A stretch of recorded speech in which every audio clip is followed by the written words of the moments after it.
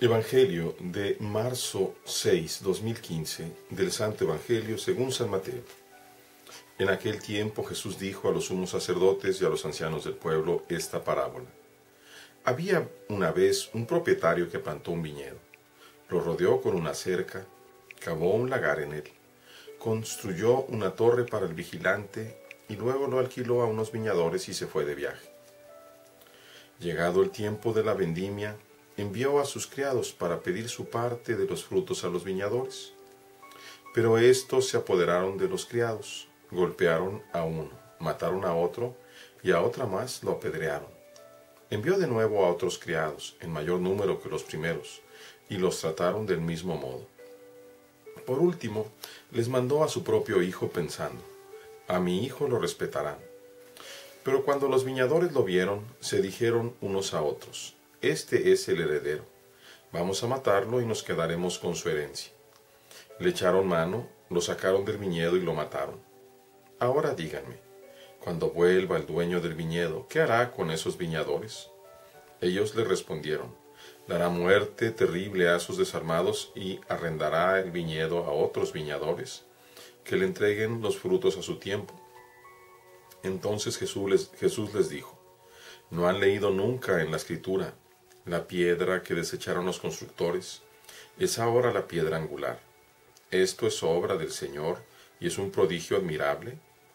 Por esta razón les digo que les será quitado a ustedes el reino de Dios, y se le dará a un pueblo que produzca sus frutos.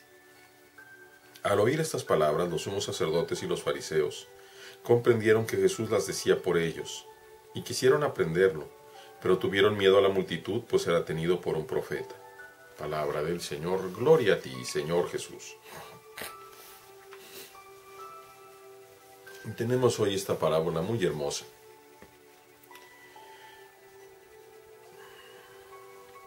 Es fácil pensar, como algunos han dicho, que la justicia de Dios exige el castigo a alguien y que finalmente Dios escogió a su propio Hijo para ser castigado por nosotros. Que la justicia de Dios y el castigo venía de Dios. Y es fácil pensarlo. Cuando consideramos, o si llegáramos a pensar que Dios es sabiduría y es justicia, pues entonces la sabiduría y la justicia se ejercen y punto. Pero cuando consideramos la verdad de la Sagrada Escritura, cuando Juan nos dice Dios es amor, y cuando el propio Señor nos dice habrá un juicio sin misericordia para el que no practicó misericordia, pero la misericordia vence sobre el juicio. Entonces, tenemos que pensar en algo más profundo. Dios no planeó la muerte del Hijo ni la deseaba. El Padre no planeó que asesináramos al Señor. La maldad viene de nosotros.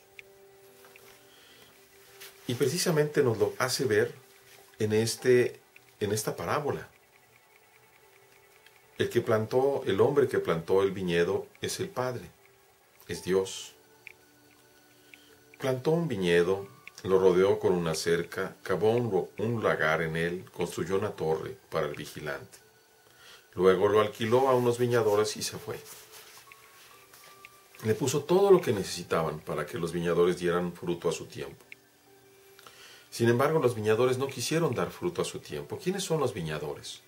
Los escribas, los fariseos, los reyes, los sumos sacerdotes, todos aquellos que estaban encargados de conducir al pueblo hacia Dios y que no lo hicieron, porque se comenzaron a apacentar a sí mismos.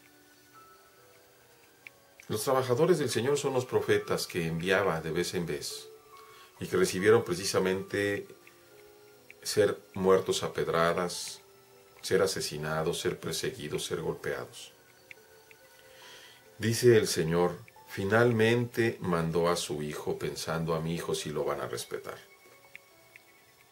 Pero se encuentra con la dureza del corazón de estos viñadores, que no respetan precisamente que no conocen el respeto, que no conocen el amor, que solo con la fuerza van a hacer caso.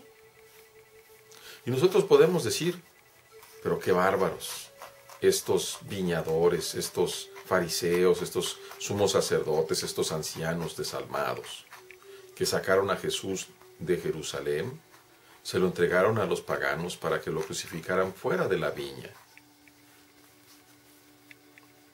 Y en realidad, querida hermana y hermano, no hacemos eso mismo nosotros, tú y yo, cuando cometemos un pecado grave aún ahora, volvemos a crucificar al Señor. Dios no quería, no exige la crucifixión del Hijo.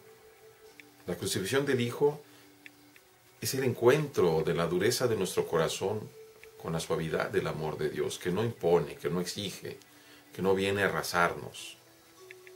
Nos muestra el camino de aquel que nunca cometió pecado y acepta los pecados míos y tuyos de todos nosotros.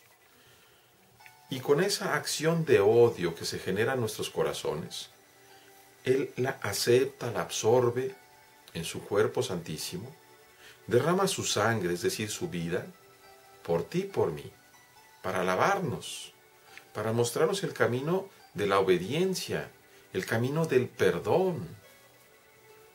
Cuando está muriendo en la cruz, Él hace una oración al Padre y le dice, Padre, perdónalos porque no saben lo que hacen. Y San Juan dice, el amor no es amado.